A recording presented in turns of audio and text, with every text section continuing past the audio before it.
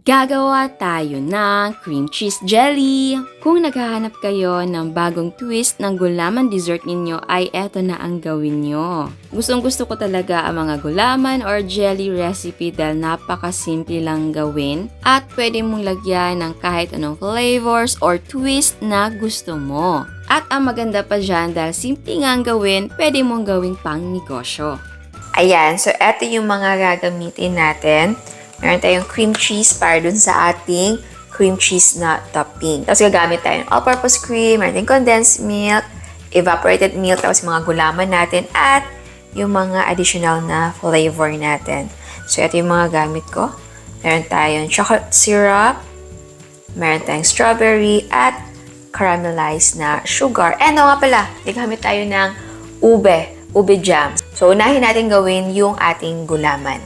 Sa pagluto naman ng gulaman ay sundan nyo lang ang instruction sa pakete. Sa room temperature na tubig ay gradually or pakonti-konti na ilagay natin ang ating gulaman powder at siguraduhin na haluin na mabuti para matunaw ito. At kapag ito ay malapit ng kumulo, pwede mo nang patayin ang apoy. At ilipat natin sa ating molde. At hayaan natin na mag-set ito. Ito yung ating black gulaman para sa coffee jelly natin. Ito naman ang ating ube na gulaman. O nga pala, pwedeng lagyan ng asukal yung ating gulaman while nagluluto ka nito. Ito naman ang ating leche flan na gulaman. At kapag nag-set na ang ating mga gulaman ay i-cut na natin ito. So i-cut natin into cubes.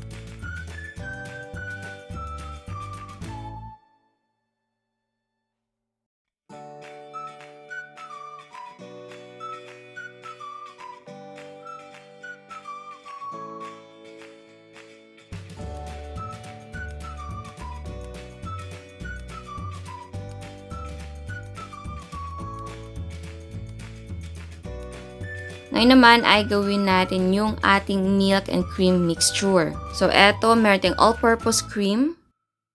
Eto naman ay evaporated milk. And syempre, maglagay tayo ng condensed milk. Tapos ay i-mix na muna natin ito. Para naman sa cream cheese na topping ay meron tayong cream cheese. Ito ay softened sa room temperature. So gamit ang mixer ay i-cream na muna natin ito. And yes, pwedeng gumamit ng wire whisk. Next naman ay lagyan natin ng all-purpose cream. Ito ay chilled overnight. So i-whip natin ito until maging creamy at mag-double ang size ng ating mixture.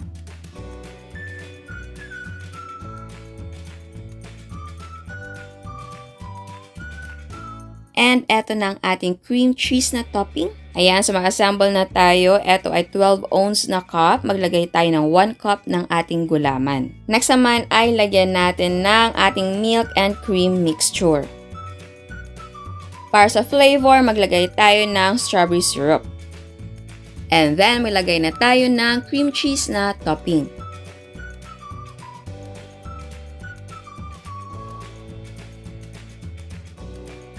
Next naman ay magpahid tayo ng ube jam sa ating cup. Actually, ito ay optional. Pwede naman na maglagay ng ube syrup or ube flavor dun sa ating gatas. Next ay maglagay tayo ng ube na gulaman natin.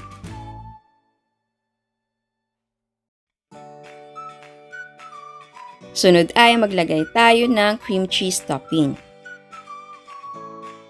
Next, ang ating leche flan na gulaman. Lagyan natin ito ng milk and cream mixture. And then, maglagay tayo ng caramelized na sugar syrup. At maglagay din tayo ng cream cheese topping.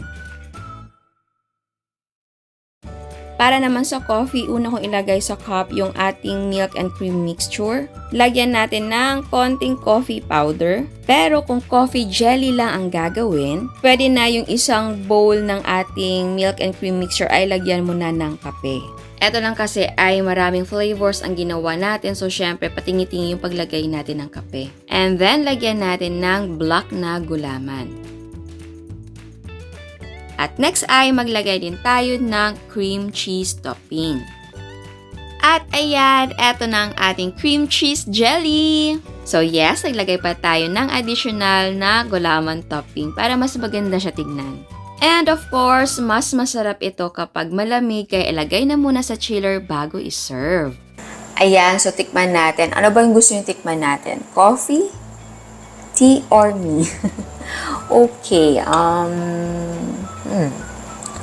Okay, wait muna. Hindi ako mapag-decide. Alam nyo na yung idea, di ba? Jelly, tapos may milk, condensed, and then cream cheese. So, naglagay lang tayo ng flavor. Pero kung gusto nyo ng plain, pwede naman. Pero, parang mas maigi talaga na maglagay ng flavor. Gaya nitong coffee. Naglagay tayo ng coffee. Tapos, sa strawberry, naglagay ako ng strawberry syrup. And then, eto, leche flan nga daw. So, buti meron tayong caramel syrup. So, eto, ube. So, okay din kung meron kayong ube powder or ube na syrup, ube fudge. Pwedeng ganun. Pwedeng yun ang ilagay nyo. So, okay. Sige. Leche flan tikman natin. So, i-mix na muna natin siya para yung flavors na inilagay natin ay talagang maglasa. Ayan, na-mix na. So, tikman natin.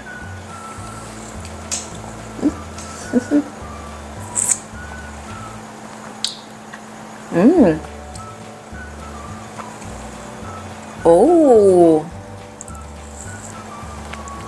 Okay. Hindi ako masyadong nag-expect ng basta mababa yung expectation ko dito sa ating leche flan. Dahil nga naglagay tayo ng caramelized sugar na syrup. Ayun, masarap siya. Pero dun lang sa ating gulaman na flavored leche flan, hindi ko masyadong feel.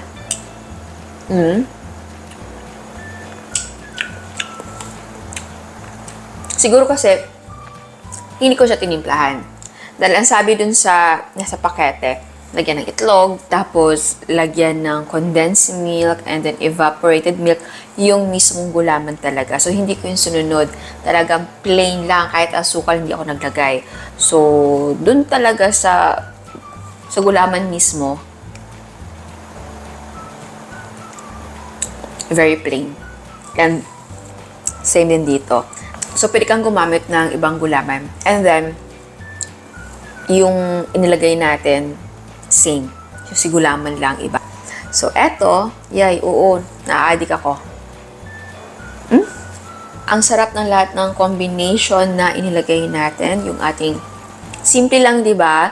Bali siguro, ano talaga, malaki yung factor na nalagay tayo ng caramelized na sugar syrup.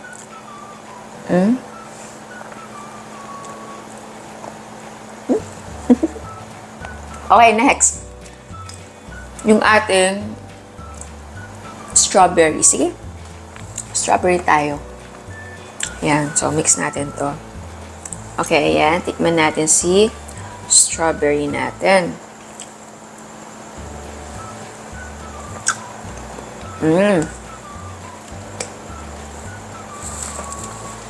Ang sarap.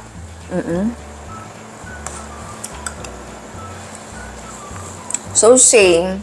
Dun sa ating gulaman, ito ay plain na gulaman. Tapos, sa slice naman ng gulaman natin ay pwede na maliliit. Ito kasi medyo malalaki. Ayan.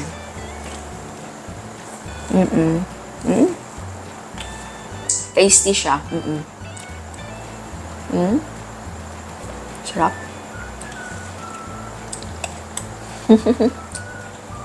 Okay, next. Yung ating, ube.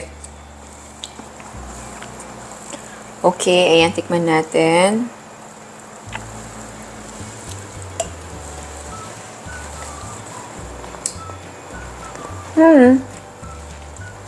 Okay.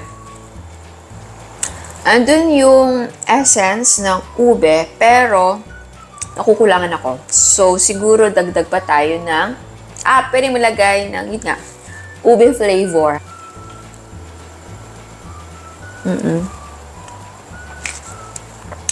Nakukulangan ako sa ube. Kung talagang hinahanap mo yung ube na flavor, nakukulangan ako. So, ayan, next, yung ating coffee. Okay. Tikman na natin. Uy!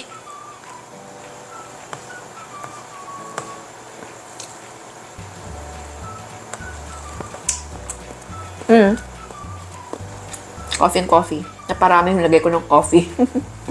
Pero yeah. Pwede kayo mag-adjust, syempre.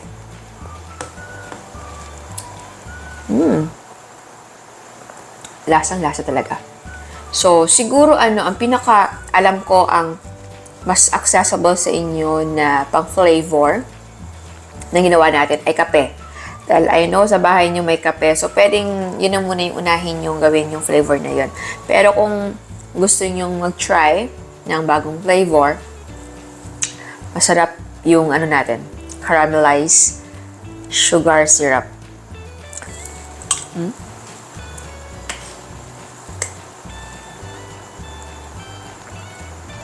Feel na feel ko siya. Hindi ko lang alam sa inyo, pero yeah, gustuhan ko siya. Okay, final notes and tip. Pwede hindi nyo sundan yung ratio na ginawa ko sa paglagay sa cup. Pwedeng konti lang yung gulaman or jelly. Pwedeng mas marami yung milk and cream mixture. And sa milk and cream mixture, pwede na walang cream. Pwede milk lahat, evaporated lahat. So, pwedeng evap and then condensed milk yung partner. So, maglalagay ka lang ng cream dun sa cream cheese, dun lang. So, and sa flavor, syempre, pwede kang gumawa ng sarili mong flavor. And yung baso natin ay maliit. Ito ay 12 ounce. So, pwede na mas malaki yung baso. Okay? And kung gusto nyo mas maliit, pwede din. So, ayan. Sana nagustuhan nyo ang recipe natin ngayon. Ciao! Again, para sa mga hindi pa nakasubscribe, please subscribe sa ating YouTube channel and please click the notification bell and please click all para ma-notify kayo sa lahat ng uploads. And please don't forget to like our Facebook page and follow us on Instagram. Thank you!